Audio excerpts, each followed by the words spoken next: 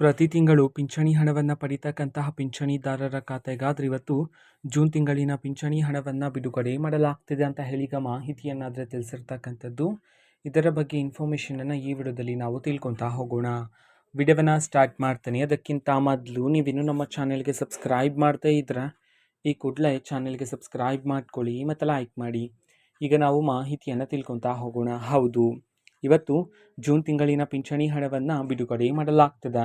ಯಾವ ಯಾವ ಜಿಲ್ಲೆಗಳಲ್ಲಿನ ಪಿಂಚಣಿದಾರರ ಖಾತೆಗಾದ್ರೆ ಇವತ್ತು ಜೂನ್ ತಿಂಗಳಿನ ಪಿಂಚಣಿ ಹಣವನ್ನು ಇವತ್ತು ಬಿಡುಗಡೆ ಮಾಡಲಾಗ್ತದೆ. ಈ ಒಂದು ಮಾಹಿತಿಯನ್ನು ತಿಳ್ಕೊಳೋದಾದ್ರೆ ಇವತ್ತು ಕರ್ನಾಟಕದಲ್ಲಿರ್ತಕ್ಕಂತಹ ಈ 26 ಜಿಲ್ಲೆಗಳಲ್ಲಿನ ಪಿಂಚಣಿದಾರರ ಖಾತೆಗಾದ್ರೆ ಇವತ್ತು ಜೂನ್ ತಿಂಗಳಿನ ಪಿಂಚಣಿ ಹಣವನ್ನು ಬಿಡುಗಡೆ ಮಾಡೋದಕ್ಕೆ ಸಂಬಂಧಪಟ್ಟಂತೆ ಮಾಹಿತಿಯನ್ನು ತಿಳಿಸಿರ್ತಕ್ಕಂಥದ್ದು. ಈಗ ನಾವು 26 ಜಿಲ್ಲೆಗಳ ಹೆಸರನ್ನು ತಿಳ್ಕೊತಾ ಹೋಗೋಣ. ಸೊ ಮೊದಲಿಗೆ ದಕ್ಷಿಣ ಕನ್ನಡ, ಧಾರವಾಡ, ದಾವಣಗೆರೆ, ಗದಗ, ಹಾಸನ, ಹಾವೇರಿ, ಕಲಬುರಗಿ, ಕೊಡಗು, ಕೋಲಾರ, ಕೊಪ್ಪಳ, ಮಂಡ್ಯ, ಮೈಸೂರು, ರಾಯಚೂರು, ವಿಜಯಪುರ, ವಿಜಯನಗರ, ಶಿವಮೊಗ್ಗ, ಚಾಮರಾಜನಗರ, ಚಿಕ್ಕಬಳ್ಳಾಪುರ, ಚಿಕ್ಕಮಗಳೂರು, ಚಿತ್ರದುರ್ಗ, ಬೆಳಗಾವಿ, ಬಾಗಲಕೋಟೆ, ಬಳ್ಳಾರಿ, ಬೆಂಗಳೂರು ನಗರ, ಬೆಂಗಳೂರು ಗ್ರಾಮಾಂತರ, ಬೀದರ್.